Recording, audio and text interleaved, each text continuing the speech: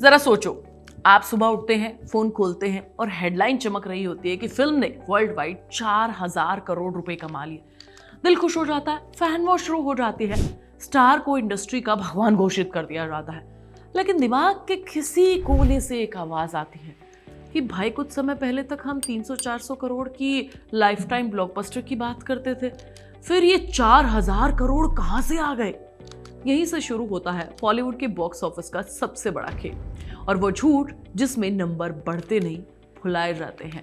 सबसे पहले ये समझना जरूरी है कि बॉक्स ऑफिस असल में होता क्या है। थिएटर में टिकट बिकती है और असली पैसे की कमाई वहीं से होती है, लेकिन उस पैसे से पूरा हिस्सा फिल्म वालों को नहीं मिलता। मान लीजिए एक फिल्म ने भारत में 400 करोड़ का ग्रॉस कलेक्शन प्रॉफिट किया। इसमें से टैक्स, थिएटर का हिस्सा, डिस्ट्रीब्यूटर का हिस्सा निकालने के बाद प्रोड्यूसर के पास जो आता है वो अक्सर 180-220 करोड़ के आसपास होता है। यानी 400 करोड़ सुनने में जितना बड़ा लगता है, जेब में उतना आता ही नहीं है। एक और एग्जाम्पल लेते हैं ताकि बात हवा में न हो।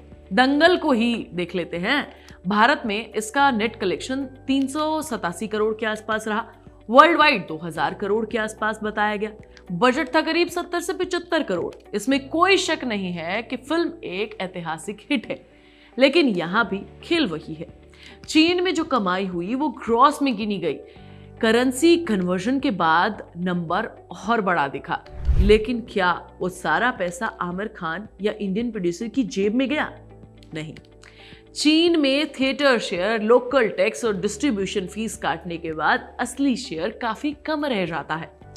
अब आते हैं आज के दौर पर, जहां 400 करोड़ सुनना भी छोटा लगता है।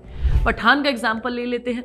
फिल्म का बजट 250 करोड़ के आसपास, world wide collection 1000 crore plus, सुनने में मेगा ब्लॉकबस्टर लगा।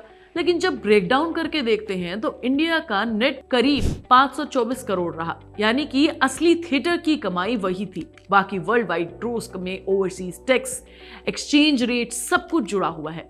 फिर भी ये आंकड़े ठीक लगते हैं, क्योंकि 1000 और 4000 करोड़ में जमीन आसमान का फर्क होता है यार। अब सवाल आता है 4000 करोड़ का नंबर पैदा कैसे होता है? यहीं से पीआर का जादू शुरू होता है। आजकल थिएटर का कलेक्शन में डिजिटल राइट, सैटेलाइट राइट और म्यूजिक राइट्स सब में कमाई बोलकर परोस दिया जाता है। मान लीजिए किसी फिल्म का बजट 300 करोड़ है, नेटफ्लिक्स या अमेजोन से 200 करोड़ मिल गए, सैटेलाइट से 120 करोड़ रुपए मिल गए, म्यूजिक से 30 करोड़। अब लोग कहेंगे कि देखो भाई, फिल्म ने रिलीज से पहले ही 350 करोड़ का कलेक्शन कर लिया। लेकिन ये बॉक्स ऑफिस नहीं है, ये बिजनेस रिकवरी है। आरआरआर इसका बेहतरीन एग्जाम्पल है। फिल्म का बजट 550 करोड़ से 600 करोड़ के बीच में था। थिएटर से वर्ल्ड वाइड कलेक्शन हुआ 1200 करोड़ के आसपास। डिजिटल, सैटेलाइट और इंटरनेशनल डील जोड़ने के बाद फिल्म प्रॉफिट में गई, इसमें कोई शक नहीं है।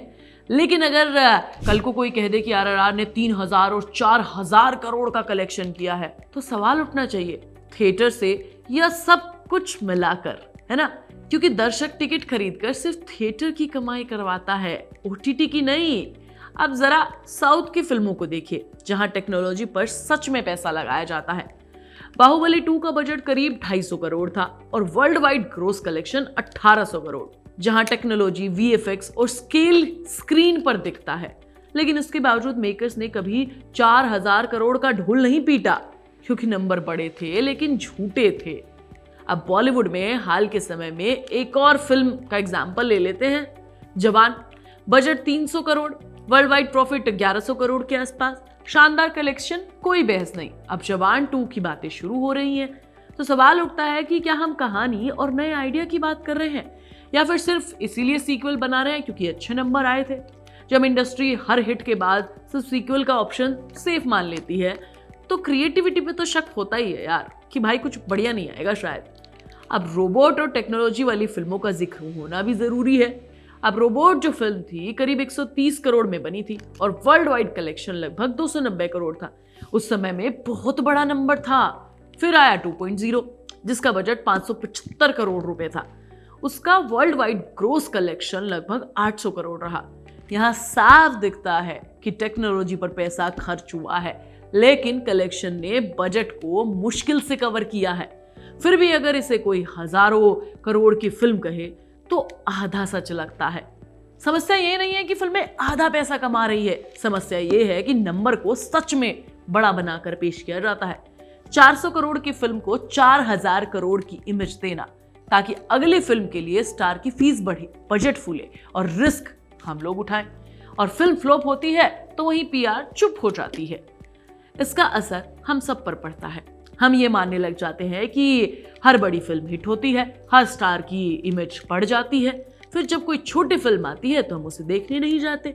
80-100 करोड़ फिल्म जो कमाती है हम उसे औसत कहकर नकार देते हैं, जबकि कई बार उसका बजट सिर्फ 20 से 30 करोड़ रुपए होता है और ज्यादा मुनाफे की फिल्म होती है वो। तो अगली बार जब कोई 4000 करोड़ की हेडलाइन दिखे ना, तो खुद से एक सवाल पूछ लेना, ये थिएटर का पैसा है या सब कुछ जोड़कर नंबर बनाया है? क्योंकि सिनेमा जादू है, लेकिन गणित झूठ नहीं बोलता। और जब तक हम सवाल नहीं पूछेंगे तब तक ये नंबर्स का खेल ना ऐसे ही चलता रहेगा। यही है बॉलीवुड बॉक्स ऑफिस का असली सच, जहां 400 करोड़ की कमाई 4000 करोड़ में बदल दी जाती है, एक चमकदार नंबर दिखा दिया जाता है। इस पर आपका क्या सोचना है मुझे कमेंट करके जरूर बताना। सुहानी तो नेक्स्ट वीडियो में मिलेगी, तब तक तुम चैनल को सब्सक्राइब कर लेना, वीडियो को लाइक और शेयर कर लेना और प्लीज बेल आइकन दबाना मत भूलना।